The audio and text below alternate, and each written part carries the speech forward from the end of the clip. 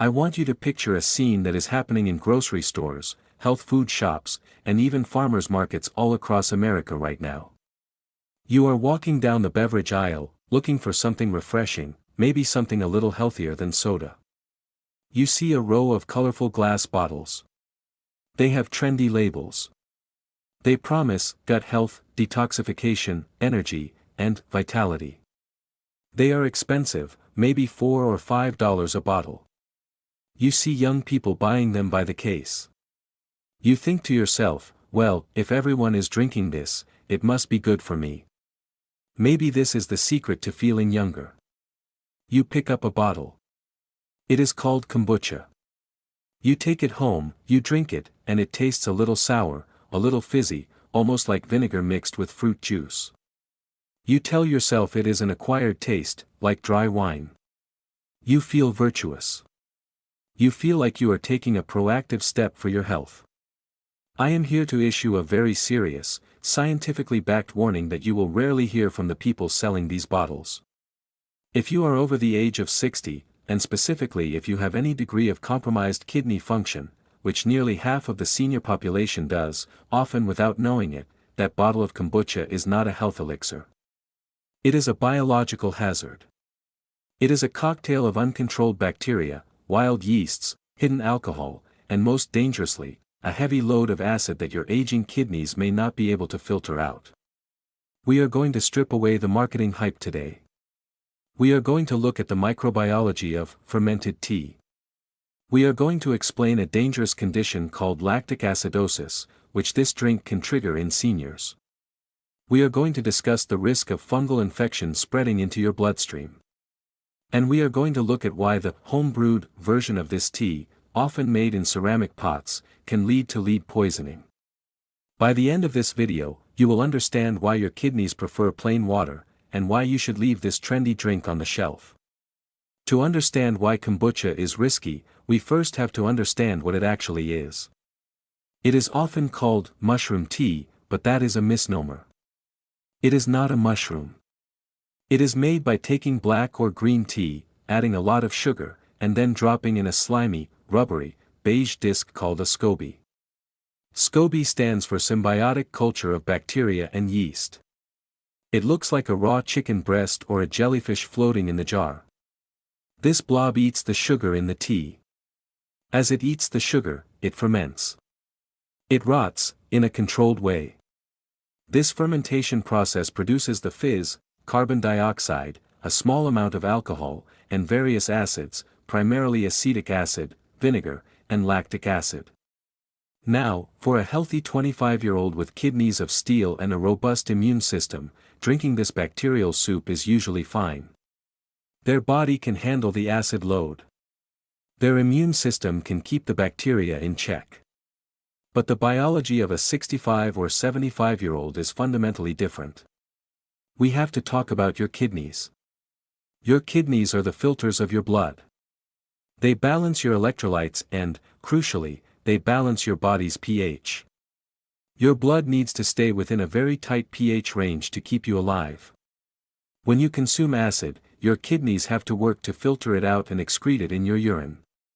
As we age, our glomerular filtration rate, GFR, the speed at which our kidneys filter, naturally declines. It is a part of aging, just like getting wrinkles or gray hair. You might have stage 2 or stage 3 chronic kidney disease and feel absolutely fine. You have no symptoms. But your kidneys are working at 60% or 50% capacity. When you drink a large bottle of kombucha, you are dumping a massive load of acid into a system that is already struggling to keep up. It is like pouring a bucket of water into a sink with a slow drain. Eventually, it overflows. When the kidneys cannot clear the acid fast enough, it builds up in the blood. This leads to a condition called metabolic acidosis. But specifically with kombucha, there have been documented medical cases of lactic acidosis. This happens when the lactic acid from the fermentation accumulates in the bloodstream. The symptoms are terrifying because they are vague. You might feel extreme fatigue. You might feel muscle pain or weakness. You might feel nauseous or short of breath. You might think you just have the flu. But inside, your blood has become acidic. In severe cases, this can lead to heart arrhythmias, confusion, and organ failure. There are case reports in medical journals of seniors arriving at the emergency room in critical condition simply because they drank too much of this health tea daily, overwhelming their kidneys. But the acid is only one arm of the threat. The second arm is the biotic part of probiotic. Kombucha is raw. It is unpasteurized. That is the whole selling point. It contains live cultures. But unlike the controlled, specific bacteria strains found in a yogurt cup or a high-quality probiotic pill, the bacteria and yeast in kombucha can be wild. It is a zoo in that bottle. While many of them are harmless, there is always the risk of contamination with opportunistic pathogens. This brings us to the immune system. We talk about immunosenescence. This is the gradual weakening of the immune system as we age. We don't fight off infections as fast as we used to. We are more vulnerable. If you are taking medication for rheumatoid arthritis, like methotrexate, or steroids for breathing, or chemotherapy, your immune system is suppressed. When you drink raw kombucha, you are introducing millions of living fungal and bacterial cells directly into your digestive tract. If there is a microscopic tear in your gut lining, something common with diverticulosis or ulcers, those organisms can cross into the bloodstream. We are talking about fungal infections in the blood, known as fungemia. Treating a fungal infection in the blood is incredibly difficult and dangerous. Why take the risk of introducing a potential invader when your defenses are down? The good bacteria argument doesn't hold up when you weigh it against the risk of a systemic infection in an immunocompromised body. Now, I want to address the home brew movement because this is where the danger spikes significantly. Many seniors, trying to be thrifty and self-sufficient, decide to make kombucha at home. They get a mother, the SCOBY blob, from a friend. They brew the tea. They let it sit on the counter for 2 weeks to ferment. This is a recipe for disaster on multiple levels. First, there is the risk of mold. If the temperature isn't perfect, or if the jar isn't sterile, toxic mold can grow on the surface of the tea. Sometimes it is green or black fuzz, which is obvious. But sometimes, mycotoxins, poisons produced by mold, can be present without visible fuzz. These toxins are carcinogenic and damaging to the liver. Second, and this is a very specific, weird, but deadly risk, lead poisoning. Many seniors use their beautiful, vintage ceramic crocks or glazed pottery to brew their tea. They think it looks nice on the counter. But the glaze on older pottery often contains lead. The acid in the kombucha, remember, it is basically vinegar, is powerful enough to leach the lead out of the ceramic glaze and into the drink. There have been documented cases of couples suffering from severe lead poisoning because they drank home-brewed kombucha made in a ceramic pot every morning for 6 months. Lead destroys the nerves, the brain, and the kidneys. It is a heavy metal that your body cannot easily get rid of. If you are brewing anything acidic in an antique container, you are effectively drinking liquid lead. Let's talk about the ingredients that aren't on the label, or are hidden in the fine print. Alcohol. Fermentation creates alcohol. It is the same process used to make beer and wine, just stopped earlier. Store-bought kombucha is supposed to have less than 0.5% alcohol to be sold as a non-alcoholic beverage. However, because the bacteria are alive, the fermentation continues in the bottle even while it sits on the shelf. If that bottle wasn't refrigerated properly during transport, or if it sits in your fridge for a month, the alcohol content can creep up. It can reach 1%, 2%, or even 3%. For a senior who takes medication, this hidden alcohol is dangerous. If you are on blood thinners like warfarin, or sedatives, or pain medication, even a small amount of alcohol can cause an interaction. It can make you dizzy. It can increase the risk of a fall. You might drink a bottle in the morning thinking it is tea, get in your car to drive to the store, and technically be under the influence without realizing it. And for those in recovery who strictly avoid alcohol, kombucha is a major trigger that is often overlooked. Then there is the caffeine. Kombucha is made from tea, usually black or green tea. Fermentation reduces the caffeine slightly, but it does not eliminate it. A bottle can still have a significant amount of caffeine. If you have high blood pressure, heart palpitations, AFib, or insomnia, this hidden stimulant can wreck your day. You drink it for gut health, but you end up with a racing heart and a sleepless night. Also, we need to discuss sugar. To make the bacteria grow, you have to feed them sugar. A lot of it. While the bacteria eat some of the sugar, a lot of it remains in the final product to balance the sour taste. Some commercial brands add fruit juice or extra sugar after fermentation to make it taste like soda. A single bottle can have 10, 15, or 20 grams of sugar. If you are a diabetic or pre-diabetic, this is a sugar bomb. It is liquid glucose that hits your bloodstream instantly. You are spiking your blood sugar in the name of health. Let's look at the detox myth. This is the marketing hook that traps so many people. Drink this to detox your liver. Cleanse your kidneys. I need to be very clear about this: no tea detoxes your body. Your liver detoxes your body. Your kidneys detox your body. That is their job. They are the cleaning crew. If your kidneys are weak, they are already struggling to clean your blood.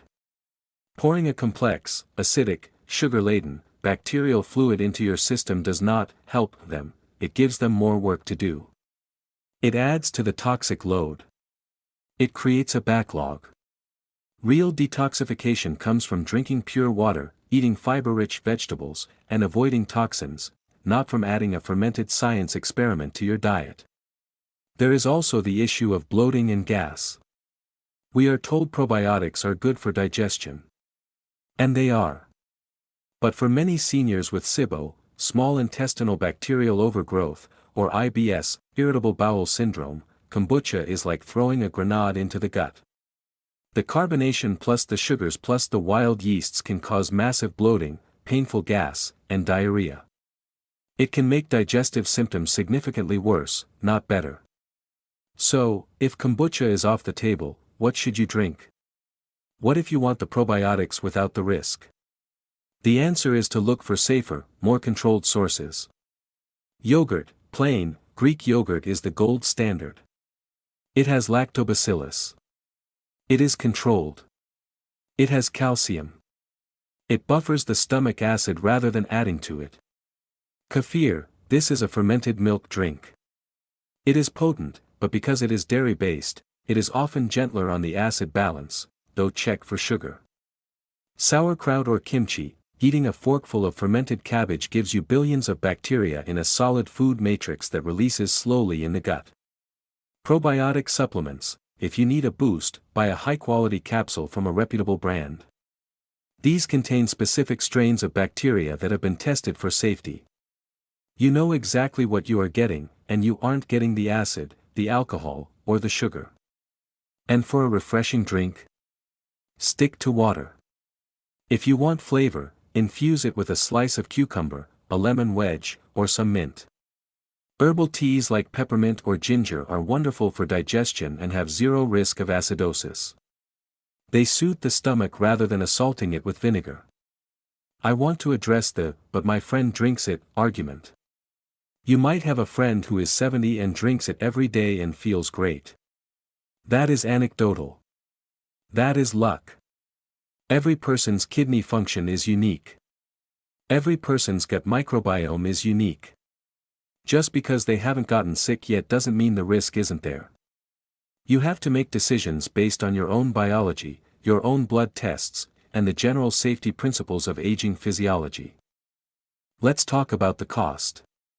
Kombucha is an expensive habit. Spending $150 a month on a drink that might be hurting your kidneys is a bad investment. Imagine taking that money and spending it on high-quality proteins, fresh vegetables, or a gym membership. Those are proven investments in longevity. We also need to consider the physical container. Glass bottles can break. But more importantly, the carbonation in kombucha can build up. If a bottle is left out of the fridge, the fermentation accelerates, producing more gas. Bottles have been known to explode. For a senior with thinner skin or slower reflexes, a glass bottle exploding in the pantry or in your hand is a physical danger. It is rare, but it happens. I want you to think about the conversation with your doctor. When you go for your checkup, and they look at your blood work, they check your creatinine and your BUN, blood urea nitrogen. These are the kidney numbers. If those numbers are creeping up, indicating your kidneys are working harder, the very first thing the doctor will tell you is to watch your diet. They will tell you to limit protein, limit potassium, limit phosphorus. They usually forget to tell you to limit trendy acidic teas, because they don't assume you are drinking them. You have to be the one to connect the dots. If you have been drinking kombucha and your kidney numbers look a little worse, stop drinking it for a month and get retested. You might be surprised to see the numbers improve simply by removing that acid load. There is a psychological aspect to this trend. We want a magic bullet. We want a potion. We want something we can buy that will fix our digestion and give us energy. It is human nature. But true health in our 60s and 70s is about simplification. It is about removing the stressors. It is about eating simple, whole foods. It is about hydration. It is not about adding complex, biologically active ferments that our ancestors only drank because they didn't have clean water. We have clean water now. We don't need to risk the fermentation. Let's visualize your kidney. It is a delicate filter made of millions of tiny units called nephrons. These nephrons have been filtering your blood 24 hours a day for decades. They are tired. They have some scar tissue. They are doing their best. Do you want to bathe them in a gentle stream of pure water, or do you want to assault them with a mixture of vinegar, alcohol, and bacteria? The choice is an act of kindness toward your own organs. So, the next time you are in that grocery aisle, and you see the beautiful, hip packaging of the kombucha bottles, I want you to keep walking. Do not be tempted by the promise of eternal youth. Look at it for what it is, a raw, acidic, alcoholic, sugary experiment that your kidneys do not need. Go to the dairy aisle and get some yogurt. Go to the produce aisle and get some lemons for your water. Make the safe choice. Your health is too precious to gamble on a trend. Preserve your kidney function. Protect your immune system. And keep your hydration simple. Thank you for listening. This is a warning born out of care. I want you to stay out of the emergency room and in the comfort of your home. Share this with your friends who might be jumping on the bandwagon without knowing the risks. Let's keep our community safe, informed, and healthy. Drink water, and be well.